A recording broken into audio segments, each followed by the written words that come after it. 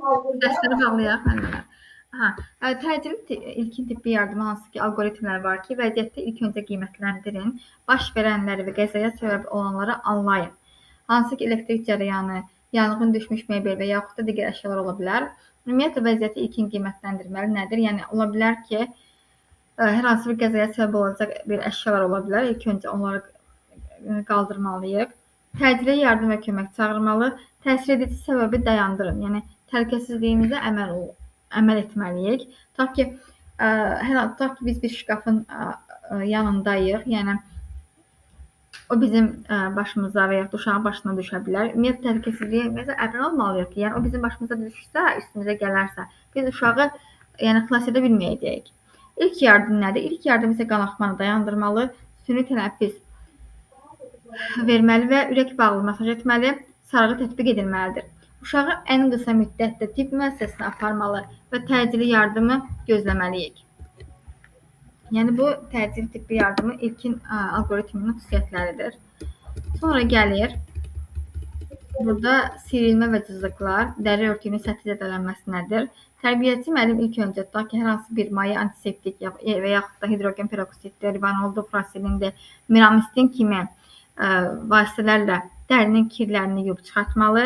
Yaranın kənarına isə yod və ya betadinlə işləməli. Zədələnmiş sahəni 4 dəfə qatlanmış stel və ya bir sarğı materialı olsun, bitdi. Yəni, bu kimi bakteriosoid plastirindir. Yəni, örtməli, hansı ki, sarğıdır, bakteriosoid plastirdir, 24 saatdan sonra dəyişilməlidir. Və yaxud da əgər bu dəyişilmirsə ümumiyyətlə, yaralanan yer açıq qalmalıdır. Əzilmə nədir?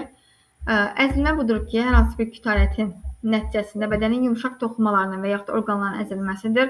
İlk öncə tərbiyəçi müəllim zədələnmiş orqan üçün rahatlıq yaratmalı, bu sahəyə yüksək bir mövqe verməlidir. Əgər əzilən nahiyəyə soyuq buz tətbiq etməli, yəni bu da qan damarlarında olan spazmı yaradır və nəticədə isə yumşaq toxumaların qan sızmanı azaldır. Sonda isə sarğı qoymalı, elastik bintlə, yəni o sarğını qoyulmalıdır. Əgər əzilmə sahəsi böyük olarsa, təcili yardım çağırmalı. Bağların gərilməsi nədir? Bağların gərilməsi odur ki, tutaq ki, uşaq əgər səhv ayaqqabı geyinərsə,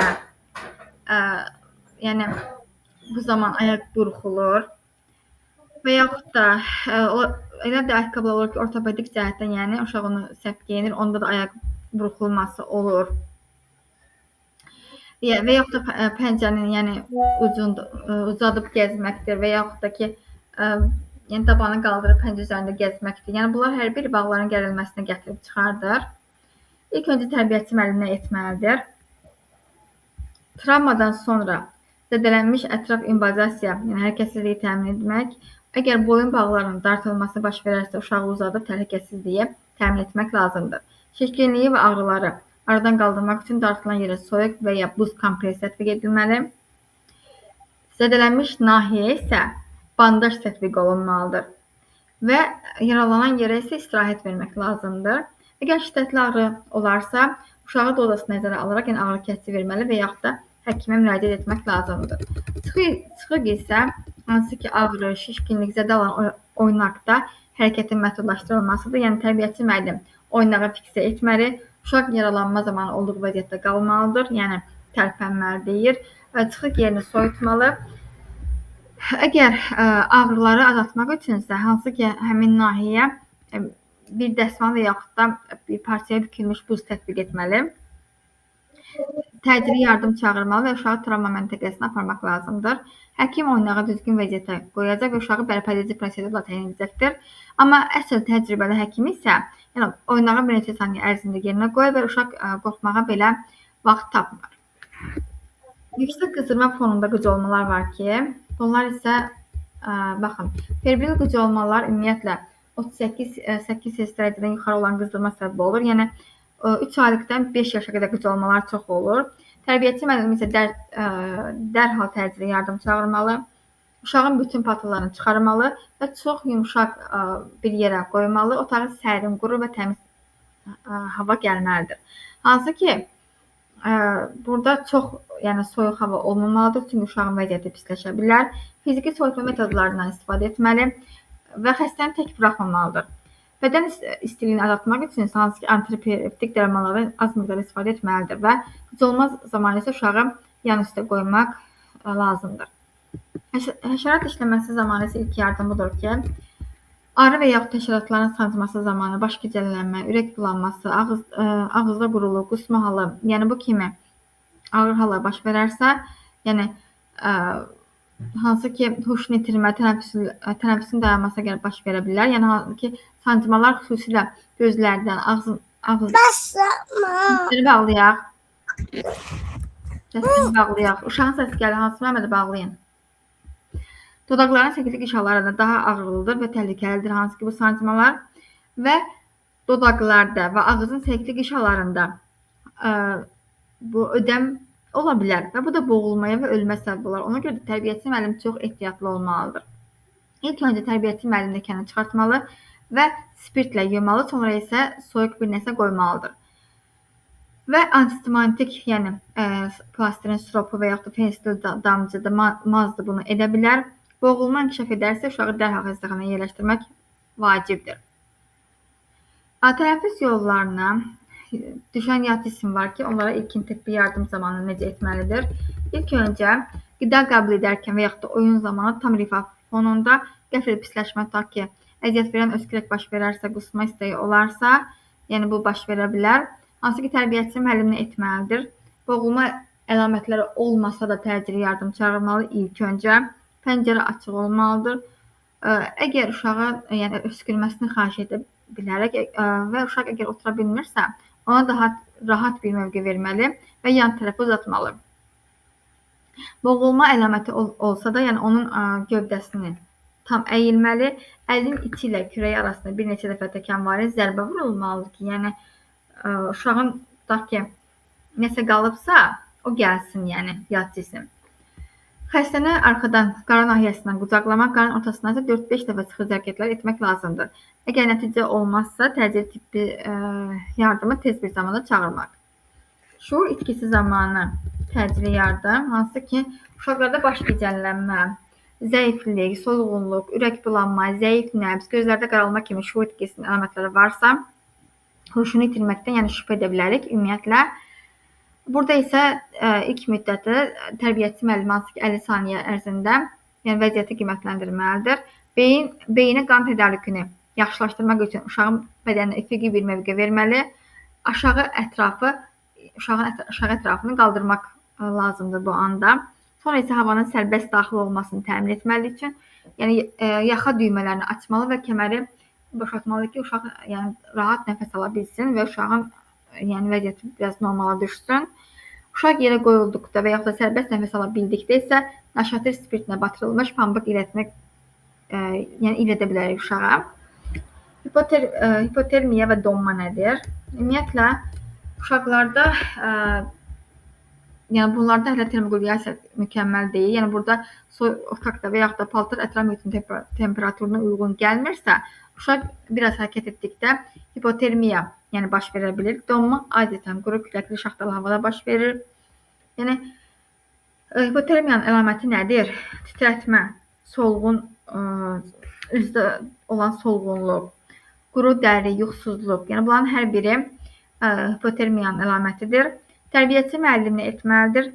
Əlavə istilik itkisinin qarşısını almalı, uşağı islətməli, uşağı yatağa qoymaq və yaxud da yaxşı üstünü örtməli, isti içkilər və yaxud da yüksək kalori qidalar verməli, təsirə məruz qalan nahiyəni çox ehtiyatlı bir şəkildə isti eləməli, qısa müddət ərzində isə dəri normal rəng almırsa, isti su tətbiq etməlidir. Sonra gəlir burada elektrik zədələnmə uşağa ilk yardım olmalıdır. Yəni elektrik uşağı zədələnirsə, ona ilk yardım necə olmalıdır? Enerji mənbəyini ayırmalı, uşağın nəfəs aldığını yoxlamalı və xarici qızıqlara reaksiya varmı? Dərisinin rənginə baxılmalı. Əgər nəfəs yoxdursa, ürək döyüntüsü yoxdursa, təcili olaraq ürək ağciyər reanimasiyasına başlamalı. Və kömək üçün isə, təbii ki, zəng etməli, uşağı ilk öncə tərpətməməliyik. Tərbiyəçi müəllim isə Yastığı qaldıraraq hansı ki uşağa rahat bir mövqe verməli.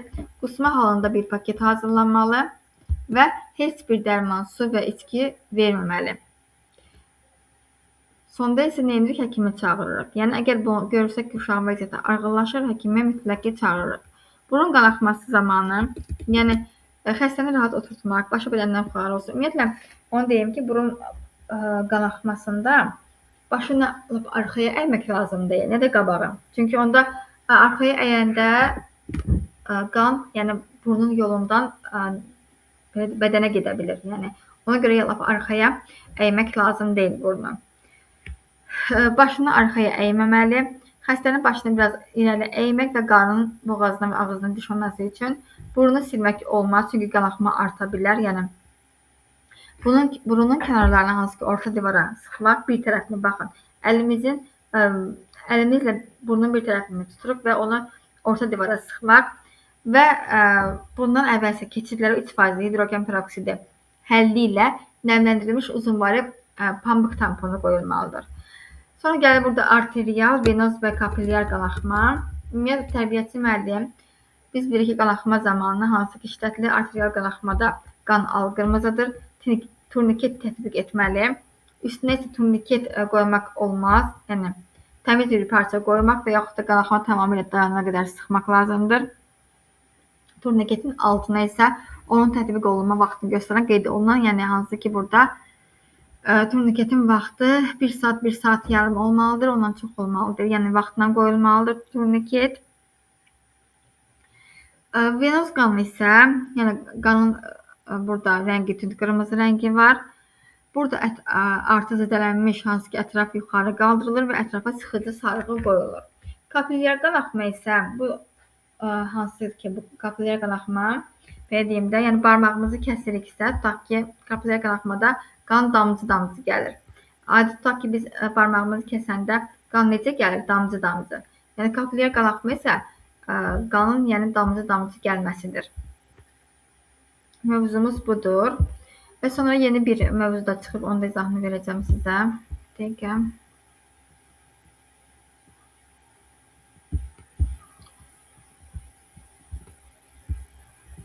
Bu da yanğın zamanı təhlükəsizlik qaydasına aiddir.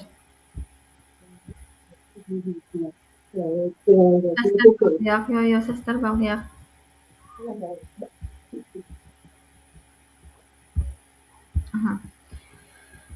Yanğın zamanı təhlükəsizlik qaydaları. Baxın müəllimələr. Yəni hansı ki yanğın insanların həyatı üçün çox təhlükəlidir və bu fövqəladə hal hesab olunur. Yəni yanğın zamanı necə davranmaq lazımdır? Hansı ki burada uşaqlara, yəni yanğın zamanı biz bilirik ki uşaqlara praktik şəkildə onu göstərə bilərik. İlk növbədə sakitliyi qorumalıyıq, yəni təşviş, qorxu içində olmamalıyıq.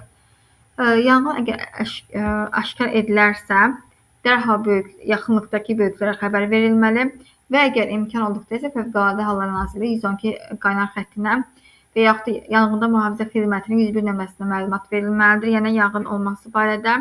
Və hansı ki bu məlumatı adətən hansı ki məktəbəqədər müəssisənin məsul əməkdaşı bu yanğın haqqında məlumat verir və binanın təxliyəsi əvvəlcədən hazırlanmış təxliyə planına uyğun aparılmalıdır və uşaqlar sakit şəkildə qaçmadan və bir-birinə itələmədən sıraya düzülərək çıxışa yönəldilməlidir. Yəni hansı bir liftlərdən istifadə etmək qəti qadağandır. Çünki hansı ki elektrik enerjisi kəsilə və yaxud da lift dayanaraq insanların içəridə qalmasına səbəb ola bilər. Ona görə də uşaqlar liftdən ümumiyyətlə istifadə olunmamalıdır.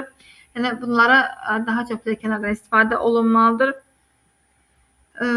Burada əsas yanğın zamanı biz bilirik ki, əsas burada yəni alov deyil, tüstüdür. Çünki tüstüdən də boğulma ola bilər. Yəni tüstü tənəffüs yollarını zədələyir və zəhərlənməyə səbəb ola bilər.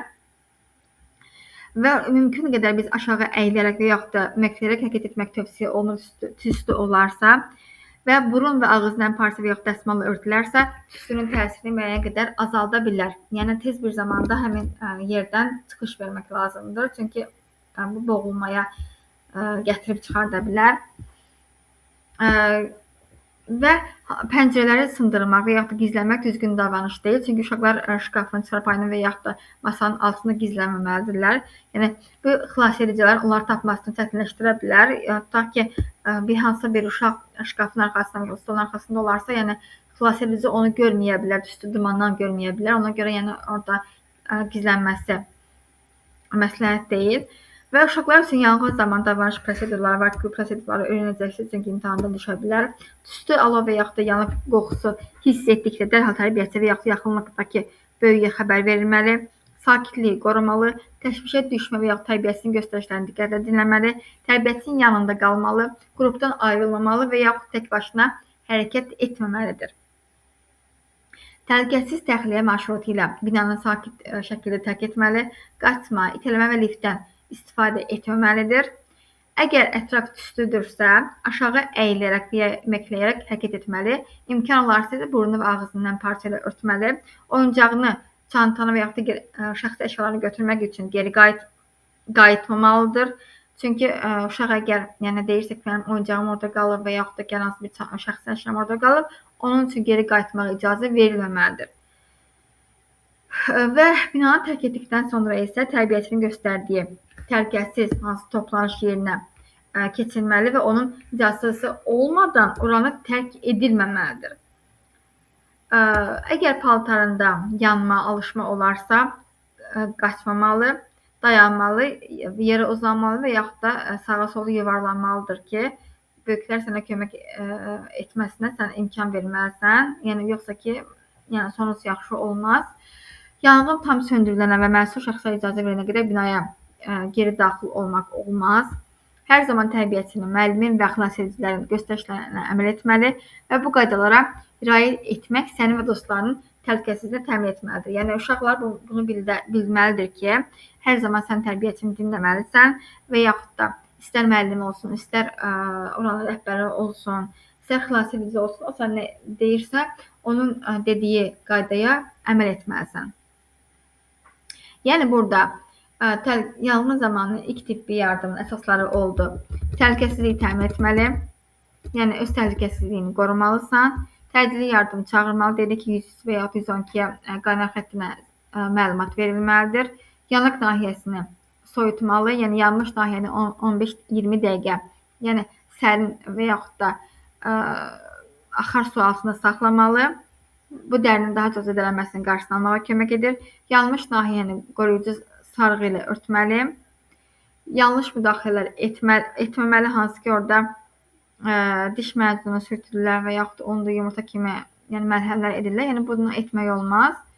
Çünki bu suluqlar əmələ gətirə bilər, qabarcıqlar əmələ gətirə bilər. Tüstüdən zəhərlənməyə diqqət etməlidir. Yəni çalışdığı qədərilə, yəni uşaqlar təmiz havada olmalıdır. Huşunu və tənəffüs yollarını yoxlamalı. Yəni əgər huşsuzdursa, lakin nəfəs alırsa, onu yan vəziyyətə çevirməli.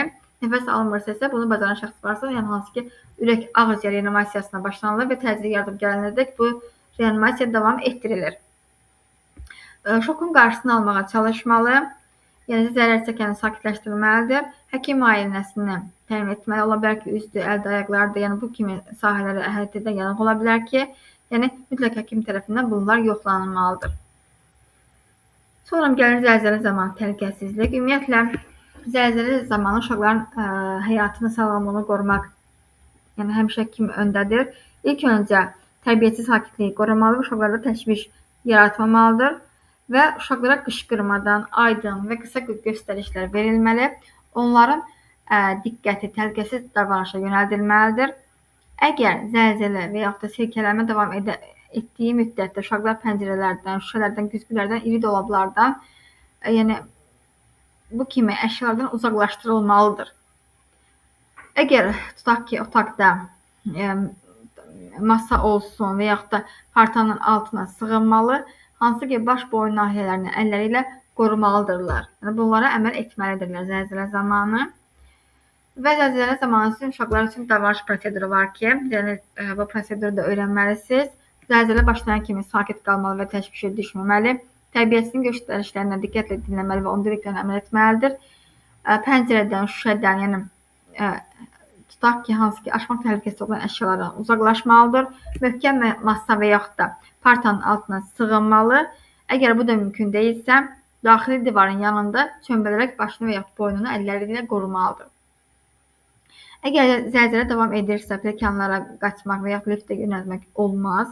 Pilləkənlər dayandıqdan sonra isə təbiətin rəhbərliyi ilə əvvəlcədən müəyyən edilmiş təxliyə marşrutu ilə binanı sakit şəkildə tərk etməli.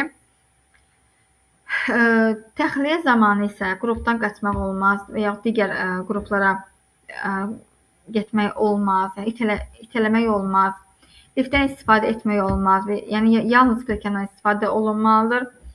Binadan çıxdıqda isə təhlükəsiz toplanış yerinə keçməli və təbiətin yanında qalmalıdır. Bunlar hər biri zəlzələ zamanı olan davranış proseduruna aiddir. Sonra əgər təhsil müəssisəsi terror aktı baş verərsə, yəni burada uşaqların əsas məqsəd uşaqların sağlamlığını qorumaqdır, onların təhlükəsizliyini təmin etməkdir və panikanın qarşısını almaqdır. Yəni burada uşaqlar müstəqil qərar verməməli, yəni uşaq deməli deyil ki, mən bunu etməliyəm, yəni buna müstəqil qərar verməsinin qarşısını almalı və tərbiyəçinin müəssisə rəhbərliyini və yaxud da hüquqi mühafizə orqanlarının göstərişlərinə əməl etməlidir burada. Hansı ki, terror təhlükəsi yarandıqda isə tərbiyəçi ilk növbədə sakitliyini qorumalı və uşaqları təşvişə salmamalıdır. Onların təhlükəsizliyini təmin etməlidir. Bu da terror aktına daxildir. Sonra terror aktı ilə bağlı uşaqların anlaq səviyyəsinə uyğun söhbət aparılmalıdır. Hansı ki, burada məsələn elə yerlər var ki, dövlət qurumları özləri gəlir, yəni uşaqlara söhbət apar və yaxud da təbiəti müəllimdə yəni uşaqların mütəmadi söhbətlər aparılmalıdır. Hansı ki, burada tutaq ki, şübhəli anlar ola bilər ki, yəni onlara hər birini yəni uşaqlara əvvəlcədən öyrənilməlidir. Tutaq ki, mən bir dəfə bir səhifədə görmüşdüm, yəni onu çox gözəl eləmişdilər. Hansı ki, orada tutaq ki, məsəl üçün orada terror deyildi, yəni başqa bir cür idi. Yəni uşağın oğurlanması idi. Yəni uşağa, yəni orada müəllimi özü rol modeli idi. Gəl ki, uşaqları oğurlamaq istəyir və uşaqlara konfet təklif edir. Yəni hansı ki, uşaq əgər konfeti aldanırsa, yəni orada tərbiyəçi müəllimə onu öz həm süjetli rollu oyun kimi göstərmişdi. Yəni çox maraqlı idi, həm də ki, uşaqları maarifləndirici bir oyun idi. Yəni onu çox bəyənmişdim. Yəni bu da aiddir təhlükəsizliyə. Yəni mövzumuzun izahı bura qədər. Başqa mövzu haqqında sualınız varsa buyurun.